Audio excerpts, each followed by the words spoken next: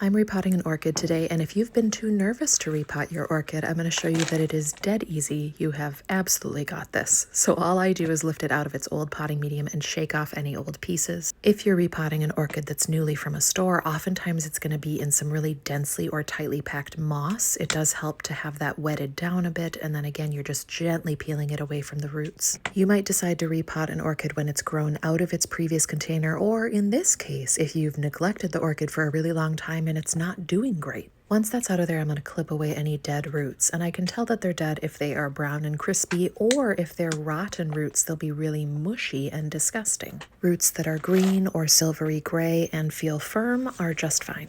Next, I'm coming in with fresh medium, which is just an orchid mix. It's essentially big chunks of bark.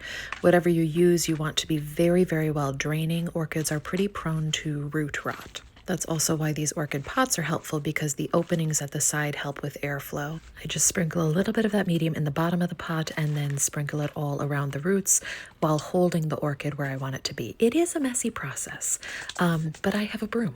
I also have a vacuum. I don't want to sound like I'm bragging, but I may be. If you have a few roots poking out the top, that's fine. Those are aerial roots, that's normal. And lastly, I'm going to water this really well, which I do by fully soaking the roots and bark in water. I don't use ice cubes. You don't need to use ice cubes. Ice cubes are to keep people from overwatering their plants. But you'll know it's ready to water when those roots turn silvery gray again. And until they do that, you just let it hang out. You do want to make sure that you're not leaving that crown or that center stem wet. So if you do get that wet, just dab it off. That's okay. You're not going to kill it. But that's the whole thing. That's easy peasy, right? You can do that. If I can do that, I mean, come on now.